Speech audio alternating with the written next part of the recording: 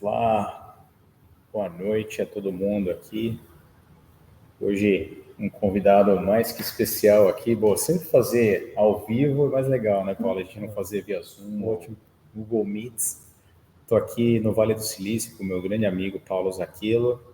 Hoje a gente vai estar falando bastante de tecnologia, mas de uma forma que a gente gosta bastante, né, Paulo? Que é a intersecção com liderança, desenvolvimento humano.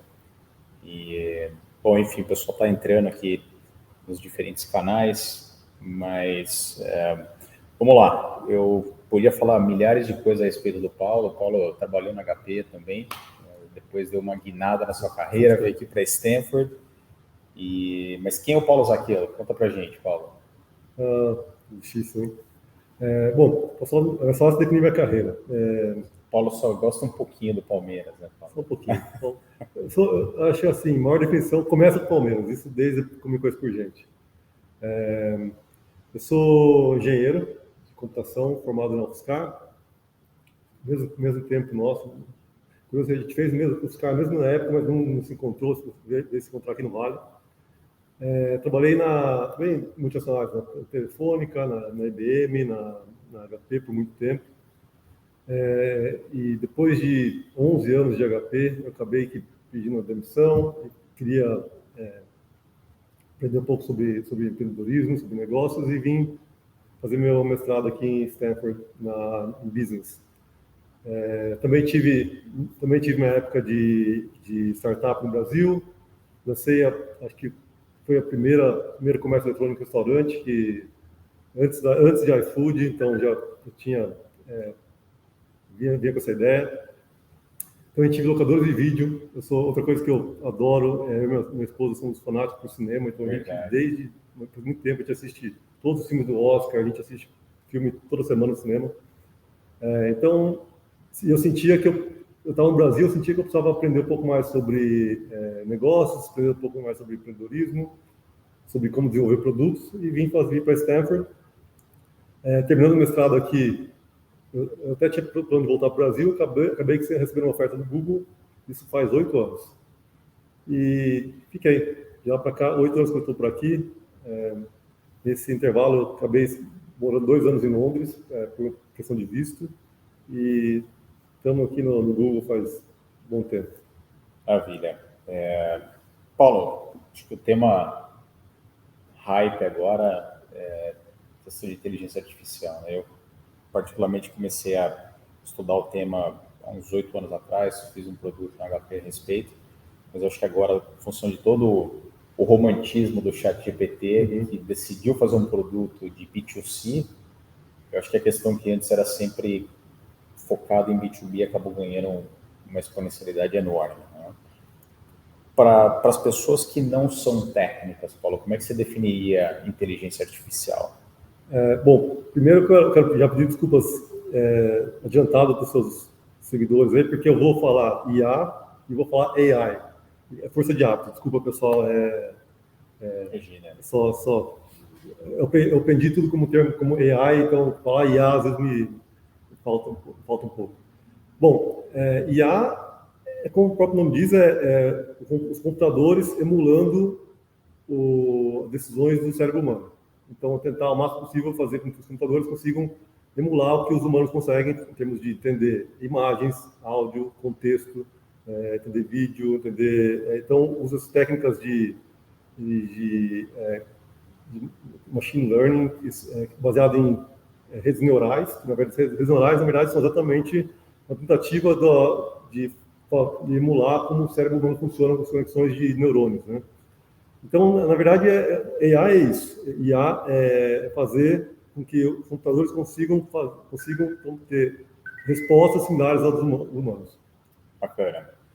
E Paulo, do ponto de vista de negócios e empresa, e mais uma vez, para quem não necessariamente representa ou é um negócio de tecnologia, que conselho você daria para um líder que ainda não usa inteligência artificial nos seus produtos ou serviços, na maneira de relacionamento ou mesmo posicionamento de mercado? O que alguém precisaria fazer para criar algo inovador utilizando essa tecnologia? A tecnologia tem inúmeras aplicações, muitas delas com muito potencial, outras são um pouco meio ainda em desenvolvimento. Eu acho que uma coisa que é global, todo bom líder, não todo bom líder, todo bom profissional vai acabar, é importante entender como usar a tecnologia para aprender. Para aprender, para ensinar, para treinar o seu pessoal. Então, eu acho que a tecnologia traz um potencial de treinamento, customizado, que nunca se viu. Então, você pode fazer treinamento com os funcionários sobre um tópico técnico, sobre um tópico de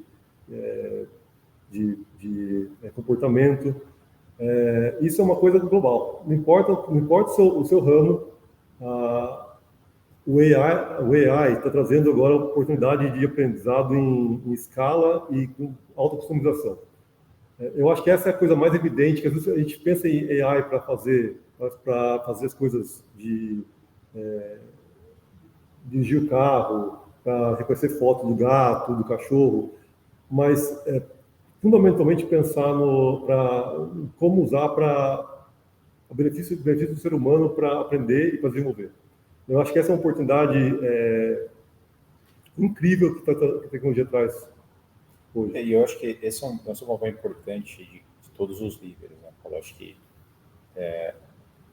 guiar os times de forma a poder extrair dessa tecnologia, ou mesmo dessa visão que você trouxe do que essa tecnologia pode representar, de forma a crescer o valor das pessoas e o valor entregue por elas nas organizações. Por isso eu acho que a maneira como se lidera hoje, e eu acho que está aí também, você concorda com a ideia de que essa tecnologia pode fazer com que os líderes sejam melhores ainda?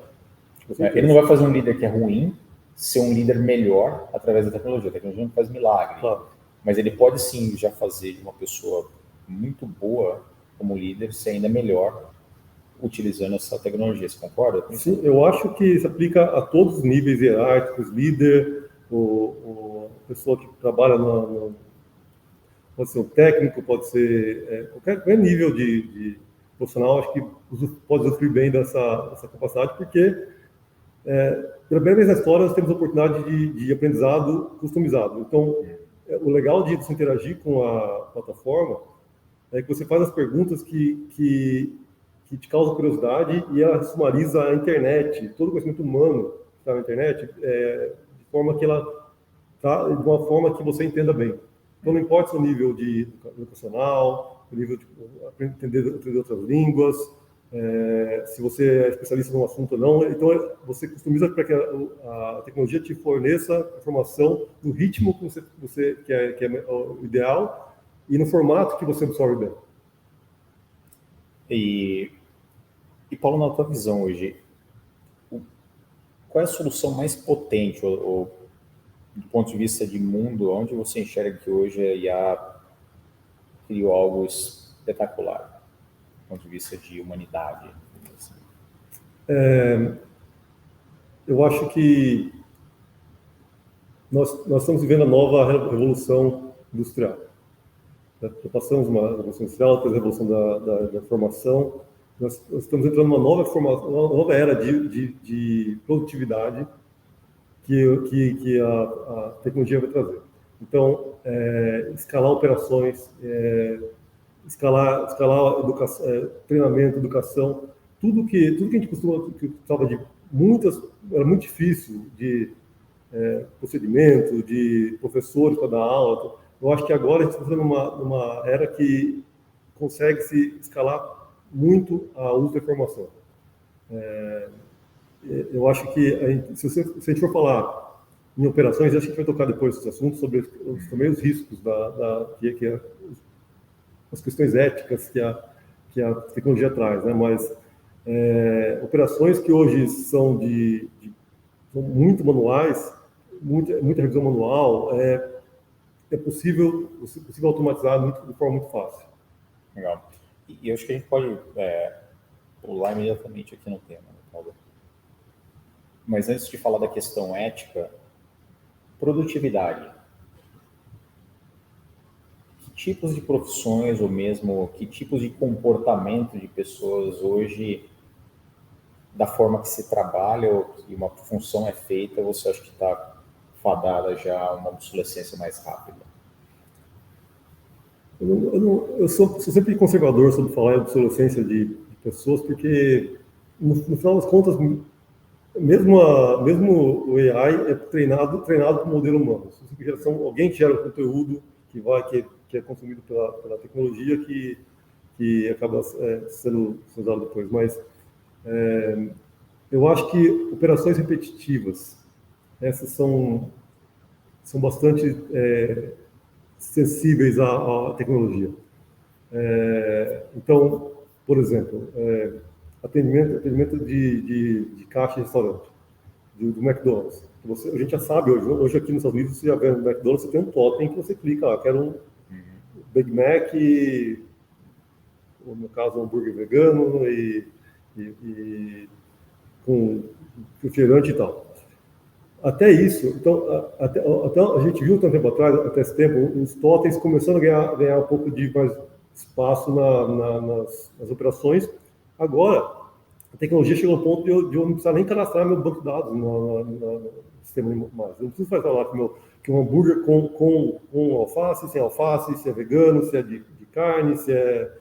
Hoje em dia, chegou no ponto que os dados não precisam nem ser estruturados mais. Então, o totem, até o totem vai ser obsoleto. Eu posso chegar numa microfone e falar, eu quero um hambúrguer assim assado, e pronto. E a capacidade de processamento, de entender a linguagem humana e processar e transformar isso numa informação estruturada, que o AI traz, é inigualável.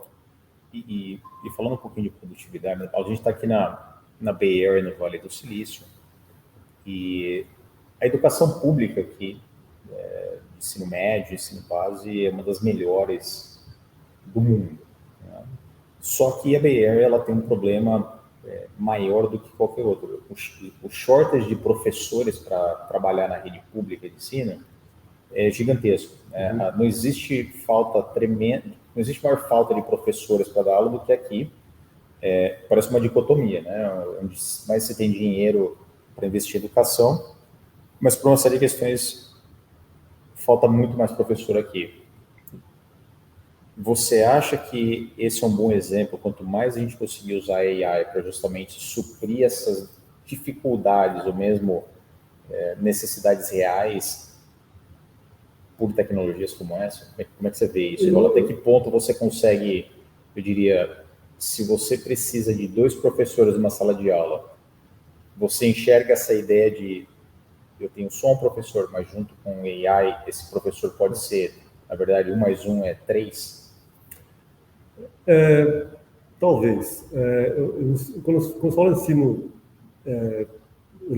fundamental, acho que tem a questão da monitoração do comportamento, coisa que os professores que são subjeitos estão lá olhando e vendo o que está acontecendo, entendendo as crianças, coisa que nenhum AI não consegue, de entender como as crianças reagem e tudo mais. Eu não acredito em substituição das pessoas meramente, eu acredito em que é uma ferramenta. Porque o professor, por melhor que ele seja, ele não sabe todos os assuntos. E ele também não sabe a necessidade específica de cada criança. De qual o ritmo que a criança consegue consumir informação, como é que a criança consegue assimilar o mundo ao redor. Então, o IA como ferramenta de apoio ao professor é muito importante. Mas não só o professor. Hoje em dia, um engenheiro de computação vai escrever um código, você me fala uma rotina que faça isso.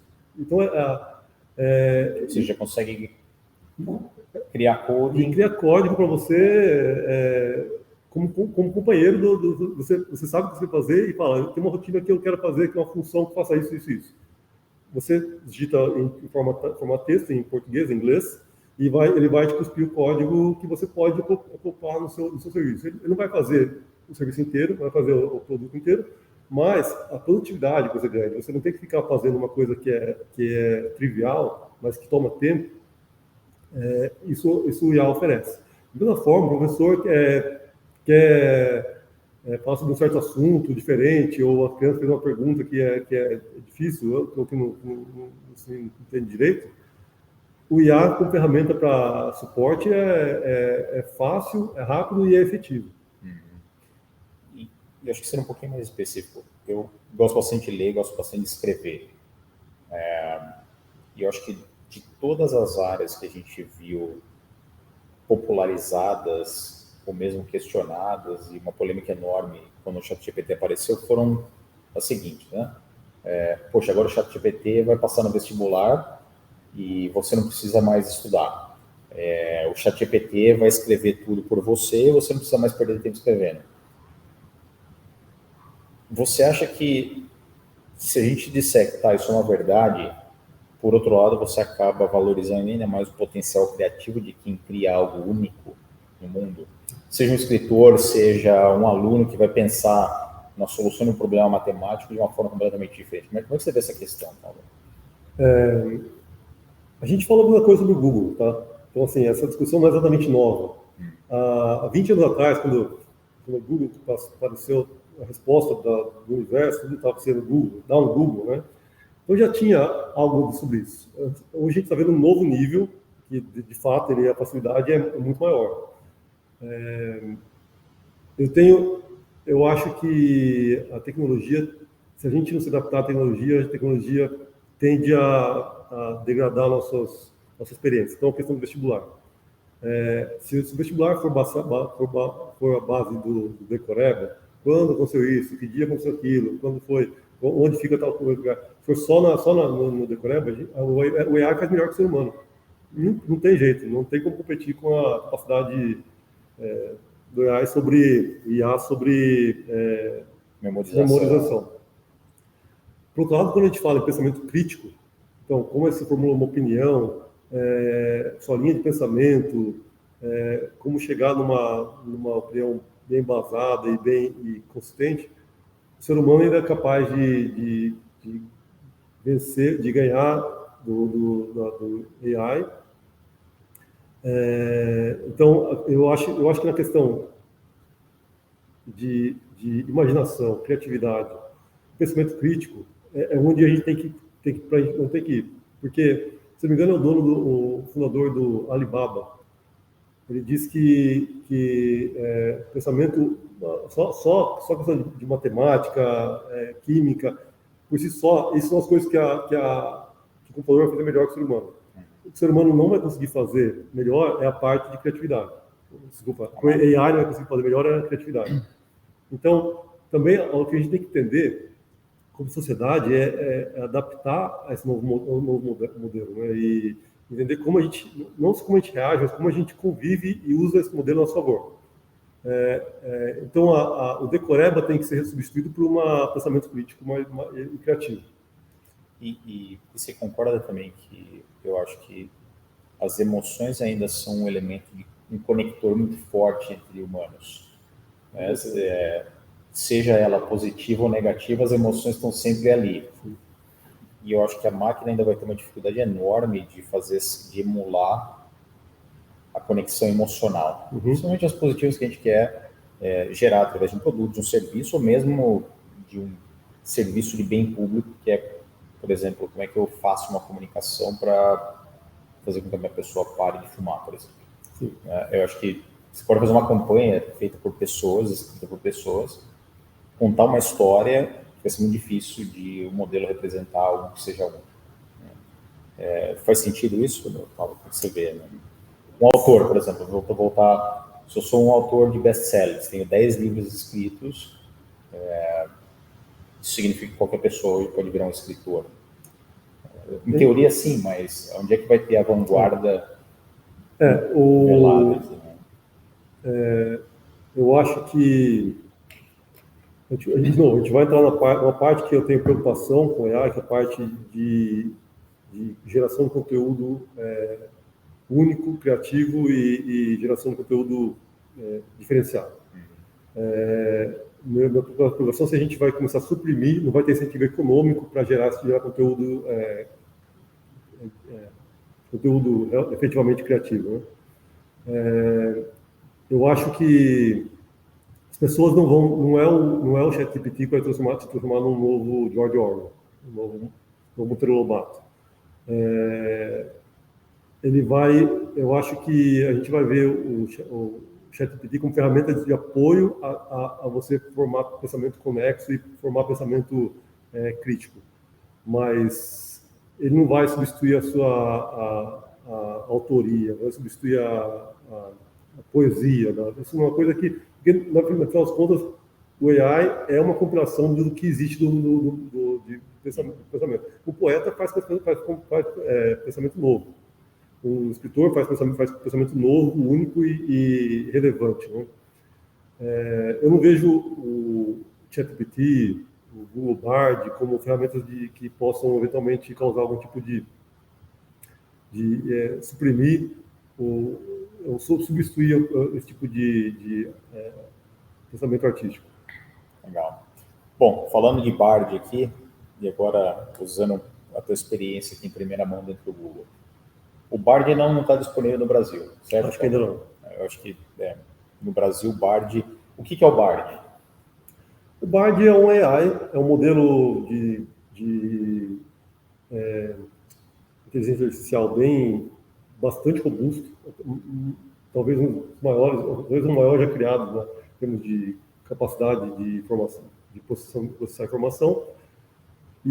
Mas a grande coisa do Bard é que o Bard está conectado à internet. O Bard, ao contrário do ChatGPT, que tem informação até 2021, o ChatGPT pegar a informação da internet, tirar uma fotografia da internet em 2021, jogaram no ChatGPT, é o que o ChatGPT sabe. O Bard, ele é retroalimentado pela internet. Então, ele tem informação atualizada sobre os eventos, sobre o que está acontecendo no mundo, né? E o ChatGPT tem essa conexão com o Google Search de feedback e informação, então ele acaba sendo uma ferramenta desculpa, mais atualizada e mais complexa, de certa forma. Porque em função das buscas e dos searches que as pessoas estão fazendo, o mesmo conteúdo, a base que alimenta o Bard, que é o AI do Google, ela está sempre mais fresca. Sim, E vai estar. Né? A menos, esse é outro ponto, né? A menos que alguém consiga criar uma nova estrutura de search, criar um gigantismo de dados, vai ser impossível. Né? Assim, o alicerce em si que o Google tem é extremamente mais robusto. Eu não sei se vai ser possível, mas o fato é que hoje o único desses AI disponível para o consumidor, para o público, que está disponível e efetivamente conectado à internet é o Bard. Então o Bard hoje é um produto, eu acho, não quero dizer melhor, mas é um produto com uma característica já conectada e com relevância e mais atual. Legal. Obviamente eu tinha ouvido a tese, né, por que o Bard é conectado com a internet. Tá? Até semana passada eu estava fazendo uma apresentação para um potencial cliente e eu sabia que esse cliente, eles haviam recentemente publicado um ajuste na sua visão, na sua missão, nos seus valores, e eu quis fazer uma pesquisa, né, para apoiar uma proposta. Usando o ChatGPT, infelizmente eu não posso te dar essa informação porque o meu sistema parou em 2021. Então, se você está buscando algo atual que o cliente fez, eu não vou ser útil para você. Aí você vai no Bard, né, me dá a visão mais atual da empresa XYZ de 2023. Ele vai trazer a informação. Foi aí que a ficha caiu realmente, qual é a diferença de um e de outro. E eu acho que outra coisa, por isso estiver errado, acho que a velocidade de processamento do Bard, ela parece muito mais rápida. Tem sentido isso ou não, Paulo? Eu não posso dizer, não tem benchmark para dizer assim, efetivamente. Agora, de fato, o Google tem a tecnologia de ponta e a infraestrutura de ponta. Toda a nuvem, a ferramenta de nuvem do Google, que usa o Google Cloud, dá suporte ao Bard. Então, há uma infraestrutura muito, muito robusta. É proprietária. Roda no Google, e ele tem a performance realmente. Performance é um dos parâmetros do AI. A gente não quer que você faça a pergunta e leve 2 minutos para responder. Então, são coisas que estão sendo otimizadas. E hoje eu acho que até para usar hoje a ferramenta aqui, já você vê que tem uma bom tempo de resposta. Eu não vou colocar para você a responsabilidade de dizer um ou outro, é que eu vou, eticamente, né, Paulo, eu vou dizer, quando eu instalei o Bard aqui, dentro do Chrome, ele te coloca ali lado a lado com o OpenAI. Então, em teoria, você faz a mesma pesquisa e você compara a experiência que eu tive, tá, como interface do usuário, o Bard me dá uma resposta, já me dá o estudo ali, ou a solução instantânea. Obviamente tem uma latência pequenininha ali, ao passo que a experiência do ChatGPT ainda parece um pouco aquelas máquinas de datilografia mais antigas, vem né, linha a linha, e obviamente isso a gente sabe bem que tem uma questão de infraestrutura muito... a infraestrutura tem que ser muito robusta para rodar esses modelos que são ainda super complexos, né? Eu acho que a gente tem que dar mérito ao ChatGPT por ter sido o primeiro a pensar em trazer o poder do AI para o público, né? No sentido de lançar esse produto como coisa pública, porque essa tecnologia, na verdade, em que se baseia o ChatGPT, o próprio Bard, é a tecnologia que o Google já desenvolveu lá atrás. Já tem anos não é de hoje o Google sabe reconhecer o gato numa foto, que sabe que a foto tem o sol, ou se é a lua. Então, AI não é um negócio de hoje. Vem de décadas de pesquisa e de produtos que a gente não fala, a gente só não falava. Não falava muito quando você está na Netflix, a Netflix te recomenda um filme, aquilo é AI. Ele usa o seu perfil se você assistiu tal filme, ele vai começar a fazer relação com 1 bilhão de outras variáveis para saber qual filme você tende a gostar. E eu acho que o ChatGPT fez esse trabalho. Eu achei legal que ele lançou o produto, falou assim, olha, podemos empacotar isso aí e oferecer isso para o público. Então não precisa só estar embutido em serviço, nos produtos. Então, eu acho que o mérito há um mérito grande ali, mas de fato é uma tecnologia que já existe faz tempo e de fato está sendo aprimorada e ela a gente vai ver cada vez melhor. Então é uma evolução natural. Legal. Falando um pouquinho agora da questão ética, né, Paulo, você citou aqui, onde é que estão os riscos éticos de um uso equivocado desse tipo de tecnologia? Porque da mesma forma que ela traz produtividade para quem quer criar um valor econômico nobre, ela pode criar alguns efeitos nocivos. Como é que você vê essa questão? Eu acho que eu tenho 3, se me permitir, essa resposta é um pouquinho mais longa. Eu tenho 3 áreas que eu particularmente... Essa é a parte maravilhosa de falar com o Paulo, né? Eu sou extremamente eclética. Vou começar a divergir. Mas eu tenho 3 áreas que eu tenho um pouco mais de preocupação. A primeira é a questão da privacidade. Porque privacidade, o AI, ele é tão mais efetivo para você quanto mais dados você entregar para ela. Então, você quer que a AI te marque sua consulta médica, que marque acerte seu calendário, que faça tarefas por você. O trade-off disso eu tenho que entregar mais dados pessoais. Então, eu tenho que falar, o AI só vai saber me representar, saber o que eu quero se eu disser o que eu quero, como é que eu interajo. Então, quando a gente fala de privacidade, há um equívoco de pensar que privacidade eu pensei assim um dia, eu sou uma pessoa do bem, eu faço tudo certo, portanto, não tem nada a temer. Privacidade não é só isso. Privacidade é você usar a privacidade para alterar o seu comportamento como consumidor.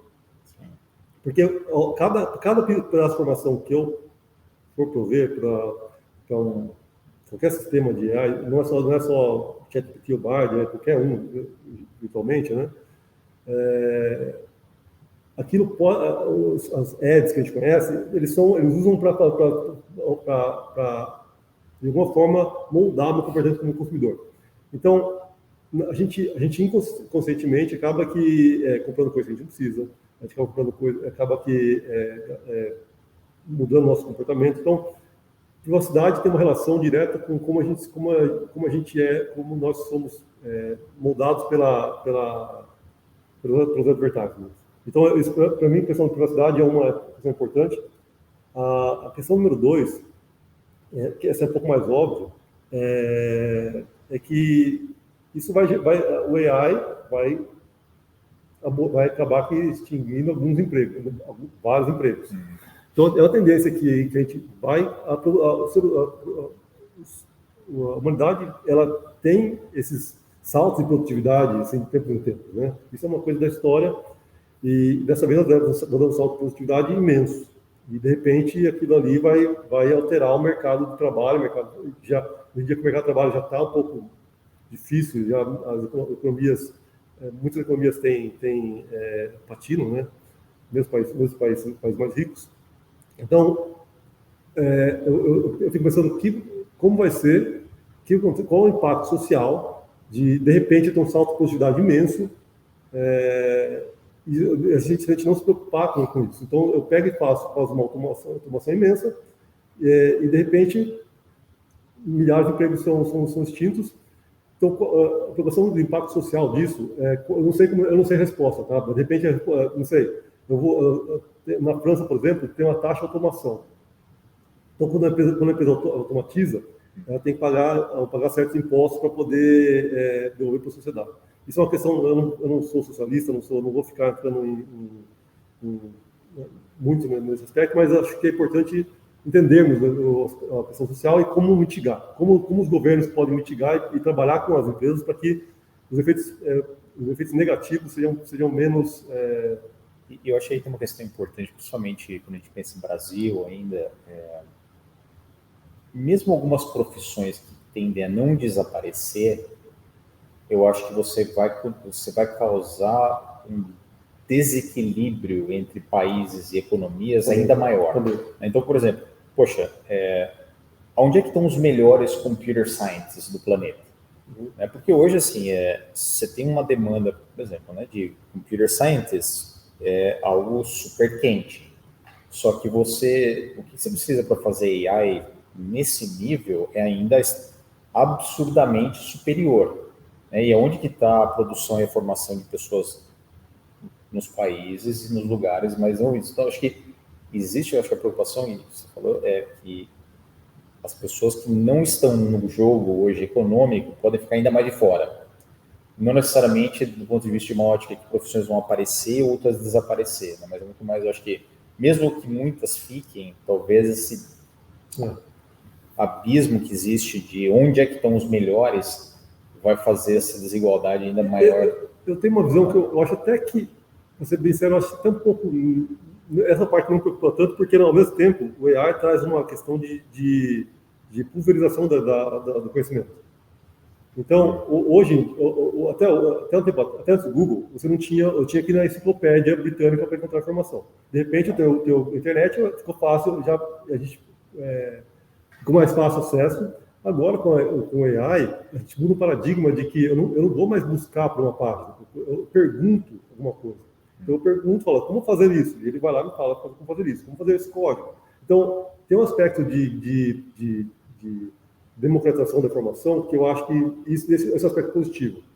Mas, ao mesmo tempo, a história humana que a gente conhece é que quando a informação vira uma commodity, o trabalho vira uma commodity muito, muito fácil de encontrar, você tem achatamento de salário, além dessa questão de extinguir o trabalho, você achar de salário.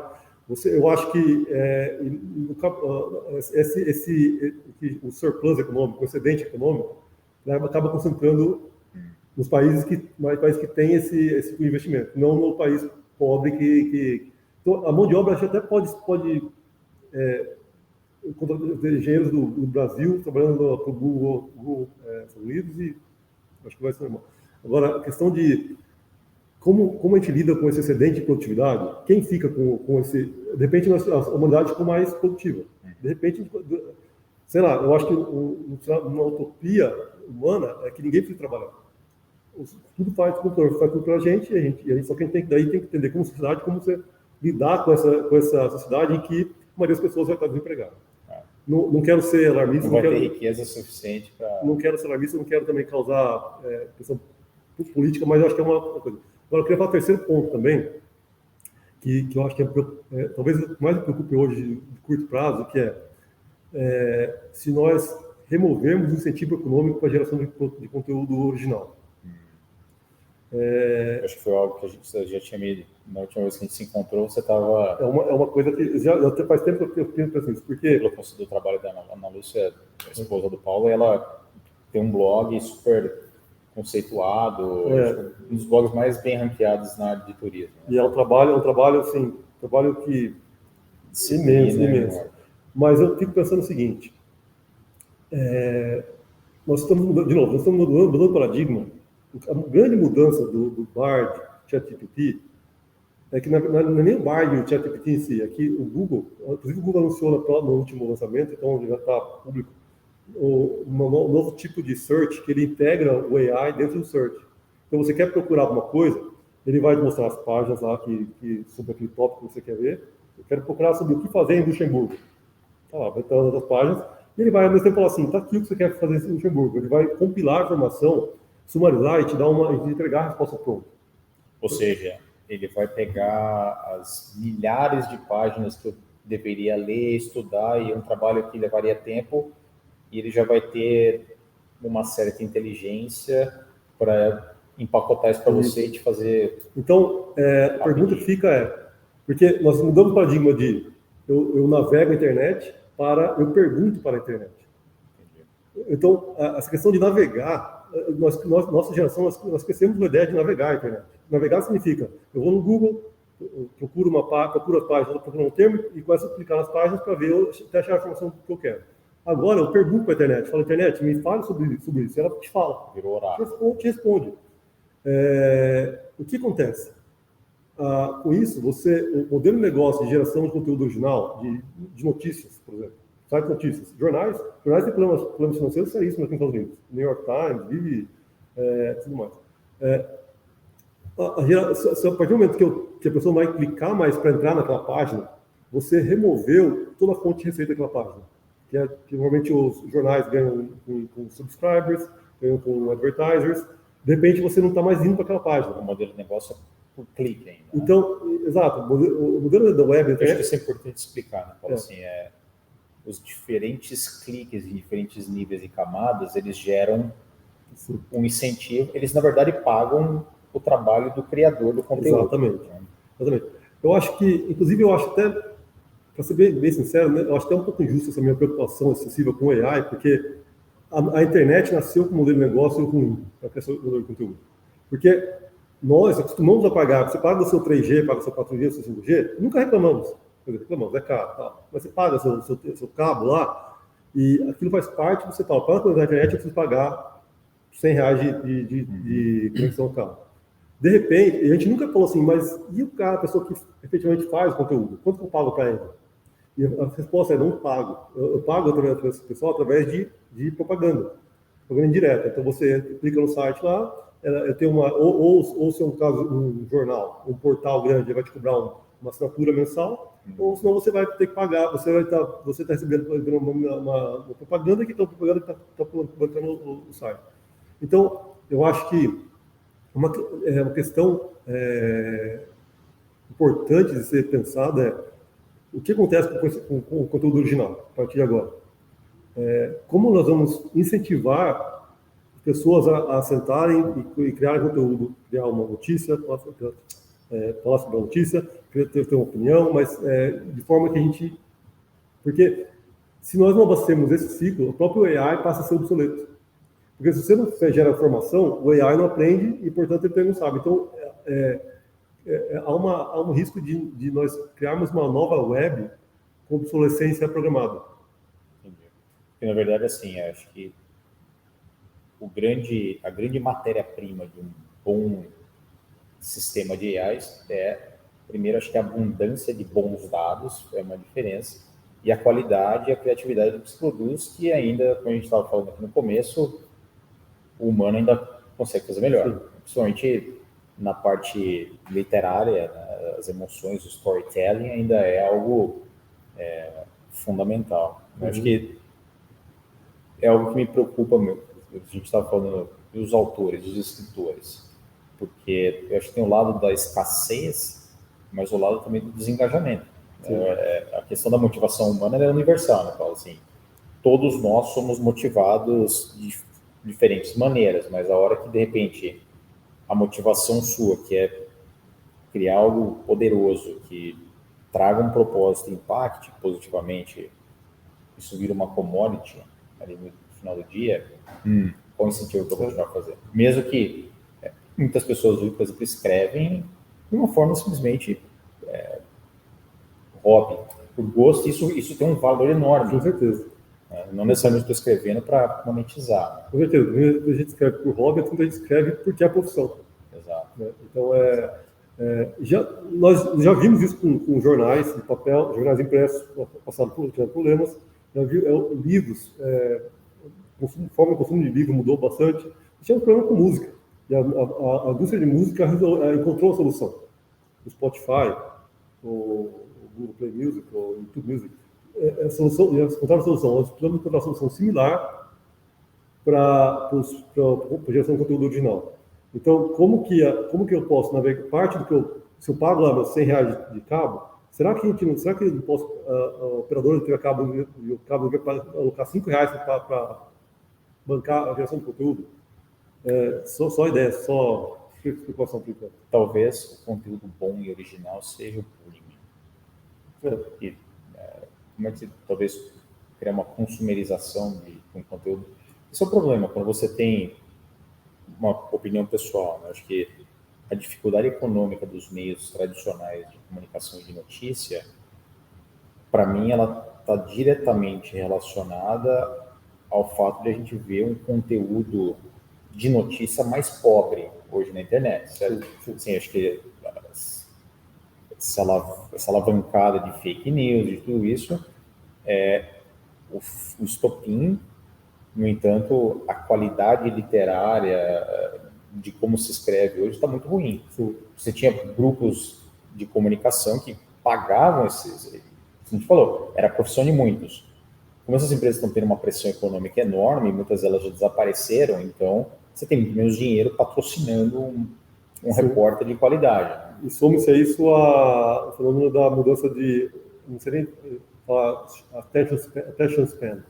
Que as pessoas hoje elas querem consumir conteúdo curto e rápido, né? Não quer ler um livro inteiro, ler uma manchete e um parágrafo pequeno. Então tem muita notícia hoje, a notícia que é uma manchete, normalmente é uma manchete sensacionalista que é caça-clique, e um parágrafo que é um sumáriozinho só e não tem. Então, sim, a degradação da geração do conteúdo também é outro problema que eu acho que não é o AI que causa, mas ele agrava. Vamos. Você falou a palavra democratização ao acesso de informação. Antigamente tinha uma biblioteca. Se você morasse numa cidade pequena, só ia ter uma enciclopédia. Hoje todos têm acesso à informação. Mesmo alguém que não consiga ir para uma universidade pode, em teoria, ser um bom aluno simplesmente aprendendo por si só. Como é que você vê a questão do IA dentro das empresas e mesmo para as pessoas que querem desenvolver suas carreiras, né? A gente fala muito dessa questão. Eu, particularmente, enxergo muito o papel de um bom líder relacionado à capacidade de sentar e fazer coaching em alguém. Né? Principalmente porque a experiência ela tem um valor acumulado e se eu tiver um nobre interesse em transmitir tudo aquilo que levou anos para aprender, para que alguém possa aprender mais rápido, isso gera valor para o negócio, gera valor para a empresa e para a pessoa. Mas a maioria dos líderes, principalmente assim, muitos líderes vindo agora, não querem gastar tempo. Sim. Como é que a gente pensa em AI sendo talvez esse wingman para um gestor poder desenvolver seu time de uma maneira muito mais potente? Bom, primeiro que você falou, já tinha falado no começo que o AI não faz um mau líder virar um bom líder, né? Infelizmente, mas... Isso a gente tem que escrever, né, cara? Tem que escrever. Mas acho que, vou falar, se você é um bom líder, não vai conseguir usar bem a ferramenta. Um bom líder é uma pessoa, eu penso no líder como o líder é o cara que faz as pessoas operarem melhor, trabalharem mais eficiente, mais produtiva, mais felizes, e é o que isso ciclo positivo de produtividade. Então, se você é um líder experiente, você entende os percalços do seu ambiente E você sabe que há algumas coisas que você pode aprender que vão facilitar a sua trajetória, a sua carreira. Então, o líder inteligente e bom, ele vai usar o AI para direcionar como as pessoas aprenderem. Então, pode ser em qualquer matéria, pode ser em qualquer assunto, mas falar, aprenda sobre isso. Procure sobre isso, informação, direcionar as pessoas a entenderem o que procuraram. Porque se você é uma pessoa que acabou de entrar numa empresa, está um engenheiro júnior, não sabe programar, não precisa de repente aprender Python. O AI, você pode falar, olha, está aqui uma forma rápida e a forma mais eficiente de aprender e como iniciar. Inclusive, parte do AI, até coisas que o Google já lançou, é sobre, especificamente em código, desenvolvimento de código, a pessoa tem uma espécie de laboratório, que antigamente custaria centenas de milhares de reais para fazer. No meu tempo de faculdade, era assim, um servidor era difícil de montar. Hoje em dia você vai lá e faz no seu laptop lá, e seu laptop tem tudo, você pode montar um laboratório instantaneamente. Então,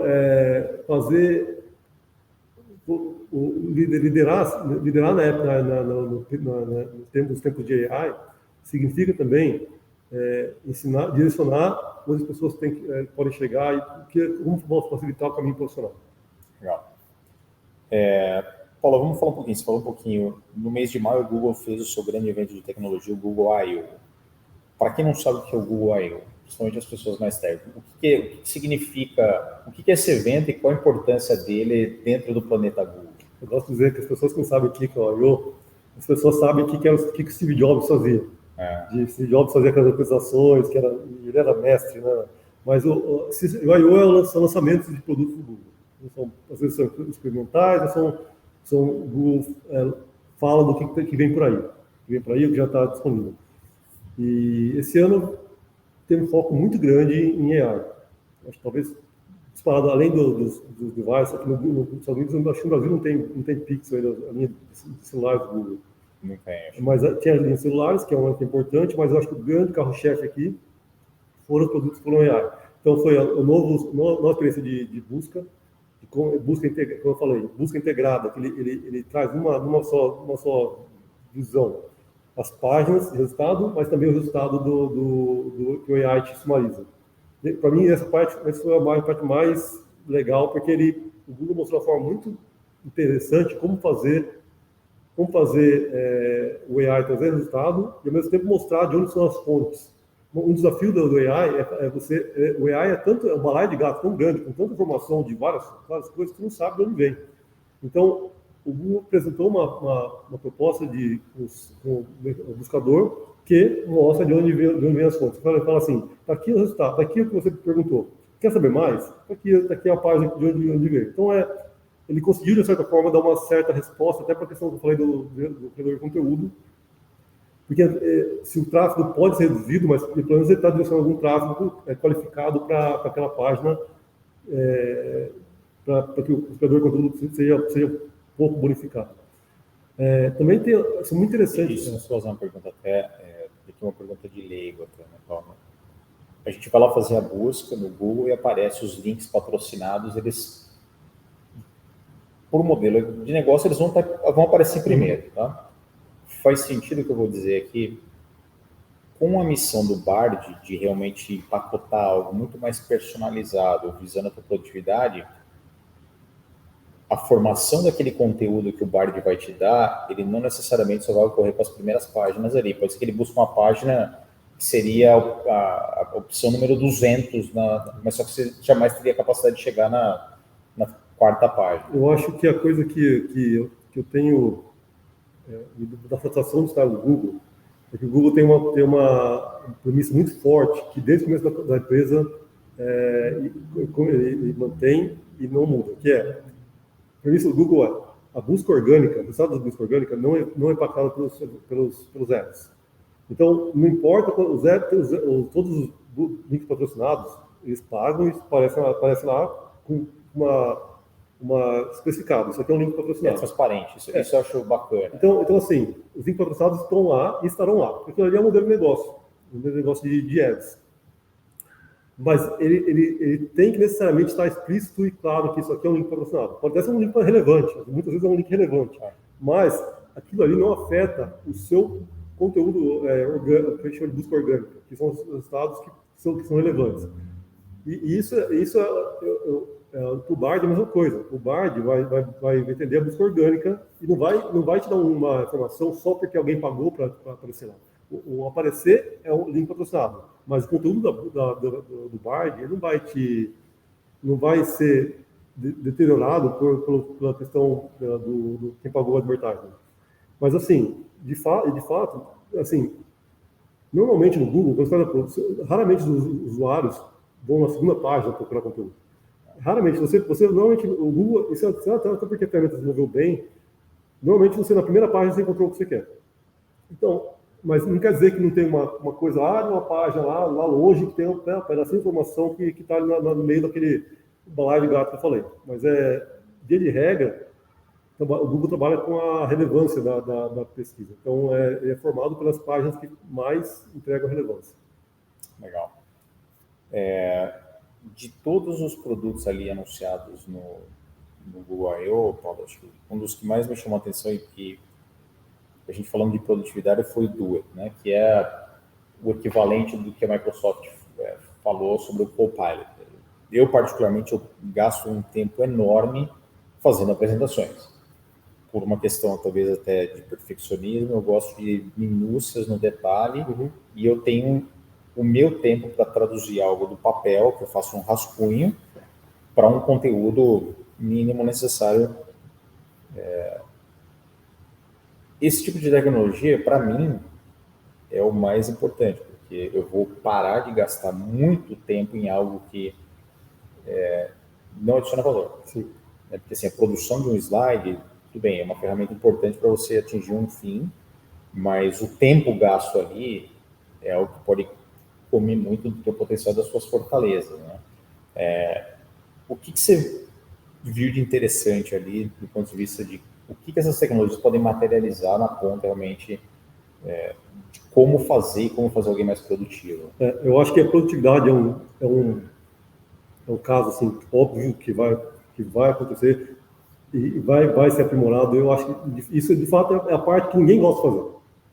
Ninguém gosta de ficar fazendo pivot table na planilha. Ninguém gosta de ficar fazendo...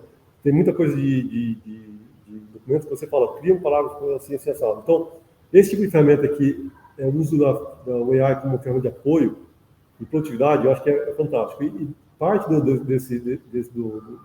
dessa solução, um outro produto que o Google também anunciou foi o Image Gen, que ele é um gerador de imagens, que a gente também viu, já tem outros casos também, outros produtos similares, mas essencialmente é outra ferramenta de produtividade, porque da mesma forma que você faz uma apresentação... Já está disponível isso ou não, Paulo? Aqui está. Eu não sabia. Eu não sei isso é super legal.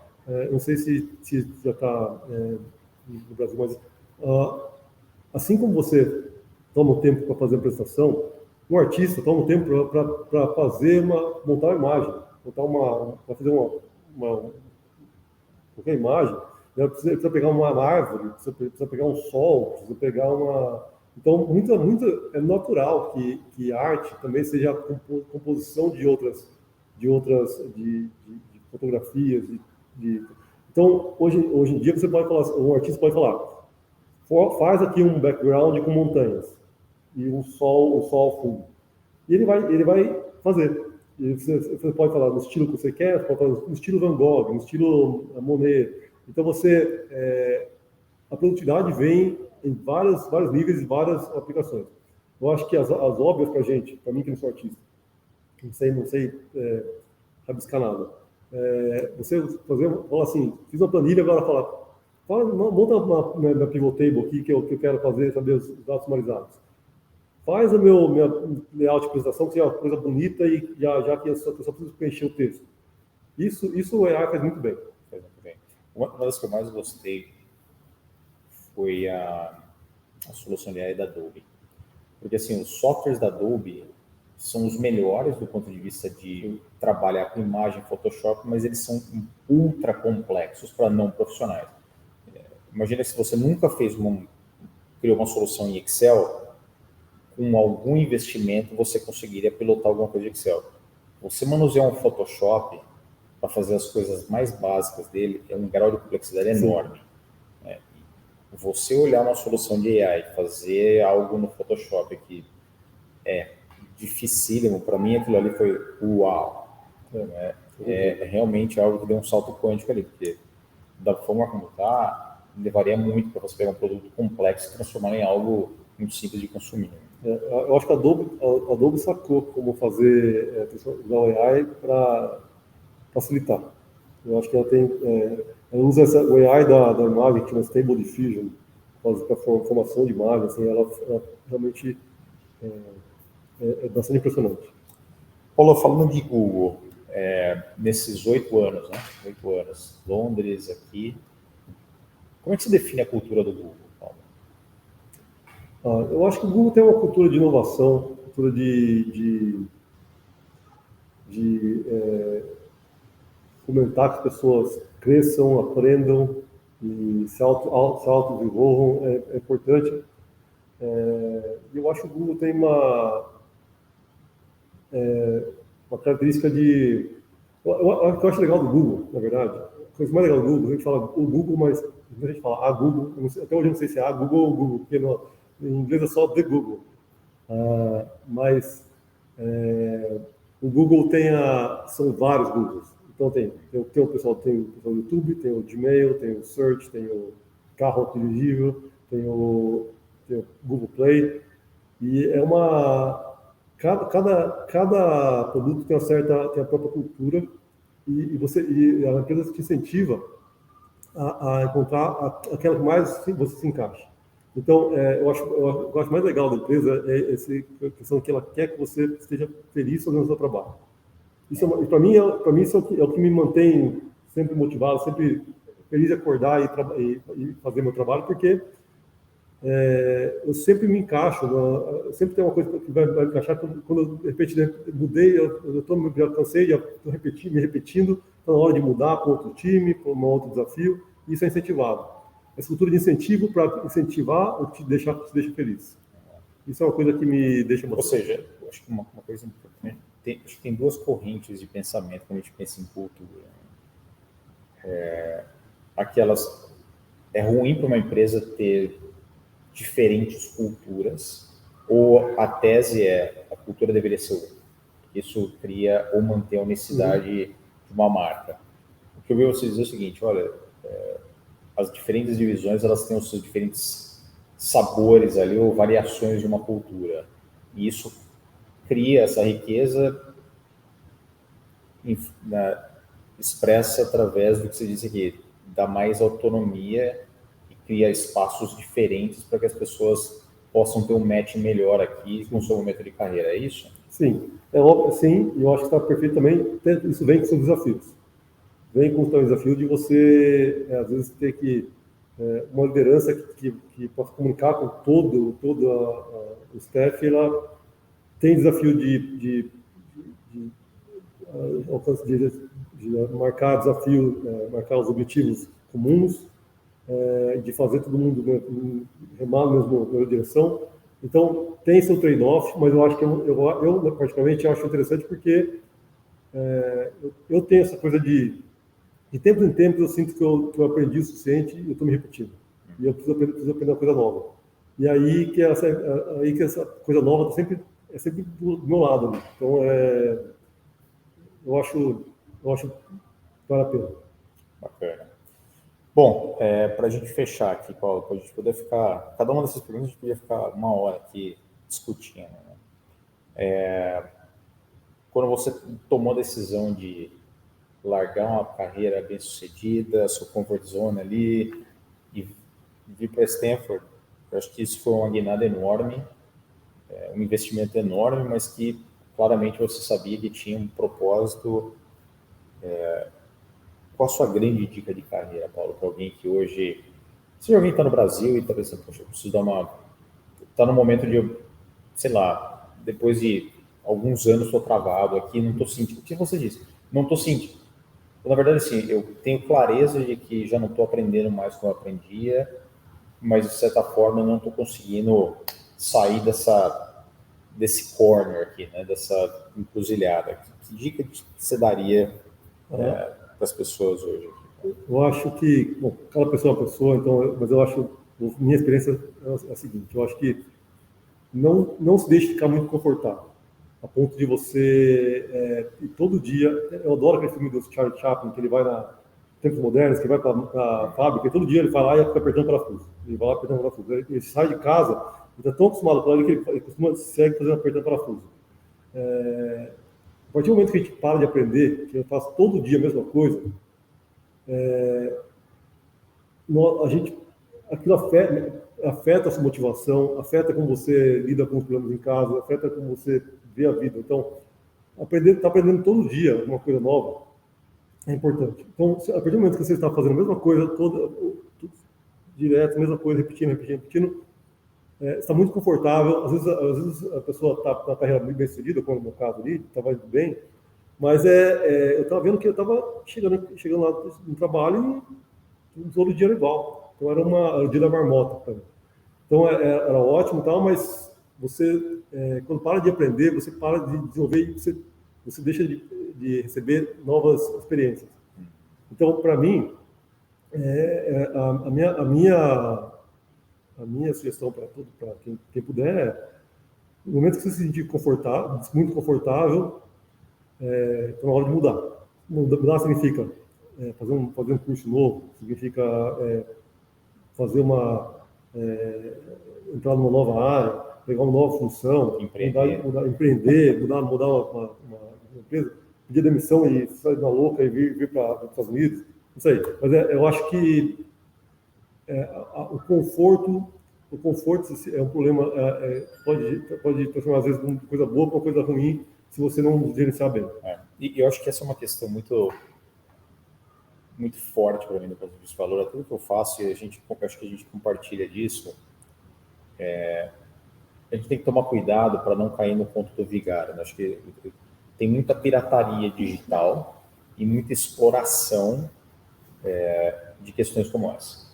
Principalmente o momento onde eu estou vulnerável na minha carreira, não estou crescendo, são aqueles momentos propícios do que você falou aqui.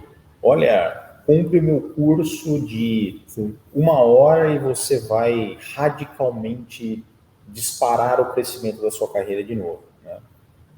Não existe milagre. Aprender não é simplesmente só fazer um curso. Né? Assim, aprender fazendo na prática é onde as coisas acontecem. Então, eu acho que é legal essa tua colocação, Paulo, mas acho que é importante também deixar claro que essa guinada na carreira, ela tem um custo. Teve um custo financeiro, no seu caso, que vem fazer um curso de Stanford, não é barato. Obviamente, você tem uma proposta de criar um retorno desse investimento, mas você sair de um país, você arriscar, e não, dependendo do seu estágio familiar, você vem com a tua esposa, com a sua esposa, você tem, ou seja, tem uma série de variáveis que saem do lugar. É o que eu sempre digo, né? Você tem que desacomodar para poder inovar. Né? Por isso que a gente fala assim, a gente está na zona de conforto. Se você estiver na zona de conforto, você não vai mudar. Porque inovar significa desacomodar de uma certa forma. Faz sentido isso, Paulo? Eu acho a gente estava falando, né? Todo mundo falava que... Conta um pouquinho da sua história, da aula favorita dos teus amigos e que você discordava. Não, eu acho que... Bom, primeiro sobre eu acho que o mundo é cada vez mais fértil para picaretagem. Tem muito picareta, muita gente que oferece a solução fácil para tudo. E a verdade é que não é. A verdade é que quisera fosse fácil. Né? Às vezes essas coisas precisam de esforço, precisam de dedicação e precisam de sorte, muitas vezes. Precisa de você ter sorte, ter tido uma formação bacana. Então, eu não gosto de ficar também propagando como isso aqui é a fórmula, porque a fórmula cada um tem a sua, mas eu acho importante ter cuidado com as armadilhas da solução fácil. A solução fácil normalmente a solução fácil não é a certa. E sobre a história, eu acho que eu tinha uma aula em Stanford que era um dos cursos mais reconhecidos aqui do Vale. Que o pessoal fala, muita gente vai para Stanford fazer esse curso, que é curso que essencialmente as pessoas trazem os empreendedores mais famosos aqui do Vale, que já ganharam bilhões, para chegar para dar uma palestra e falar, olha aqui como eu consegui chegar no meu trilhão de dólares aqui de capital. E todo mundo amava aquela aula. E meus amigos falavam, nossa, aula demais. Eu falava, pô, mas eu não gosto dessa aula. Mas por quê? Porque o que deu certo para um, eu ouvi uns casos de sucesso de uma pessoa falar assim, olha, eu fiz isso e isso aqui deu certo. Não é verdade, porque é uma questão de conjuntura, tem uma questão de que você fez uma coisa no momento que está no momento propício, com o sócio propício, com a partner propícia, e deu tudo certo, uma conjunção. Tem muita coisa tem muita coisa que é simplesmente sorte, simplesmente é ao acaso, e acaso faz parte do sucesso. E eu falava que essas coisas de casos de aprender, uma pessoa que falou assim, eu fiz isso e ganhei R$1 bilhão. Se você fizer igualzinho, a chance de você ganhar R$1 bilhão também é quase zero. Então eu falava assim, olha, essas aulas, para mim, não vale porque eu não aprendi nada. Não tem nada que eu aprendi, que o cara me disse que eu posso pegar para o meu mundo e de repente eu ser bem-sucedido. Eu falava que, ao contrário, os casos de fracasso te ensinam bastante. Então, se alguém falar assim, olha, eu fiz uma startup, eu fiz isso, e eu tinha um sócio que dava errado. Você pode ter certeza que aquele caso de fracasso, ele vai te ensinar o que não fazer. Muitas vezes saber o que fazer é saber o que não fazer. Então, eu acho que, às vezes, a gente tem que entender, olhar para trás da nossa própria vida, entender o que a gente fez que não nos trouxe no caminho que precisava. E eu acho que uma falha qualificada, né? Assim, a gente é muito comum aqui as empresas valorizarem muito um profissional que quebrou uma empresa. Obviamente, assim, quebrou, mas aprendeu. Esse processo de cair e levantar é uma lição muito forte. Com certeza. Né? E é uma lição que não se ensina somente em sala de aula e você sai da sala pronto e vacinado. Eu acho que quem passa por isso realmente cria uma capa de resiliência que é um ativo ainda muito raro e as empresas aqui acabam, de novo, muitas empresas olham o contrário, mas no final do dia todos os currículos parecem bonitos. Né? Claro. Ninguém, assim, é interessante isso, as empresas falam, olha, a gente precisa valorizar a falha, tal, a gente começa no currículo, assim, quem é que escreve onde falhou no currículo?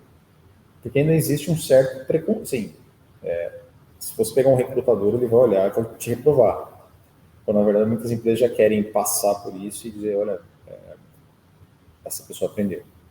Talvez mais do que alguém que simplesmente vê aqui seguir a cartilha tradicional. Né?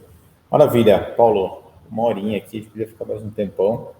Obrigado pelo tempo. Agora a gente vai falar da vida aqui, né? Vamos. Valeu. Pessoal, obrigado.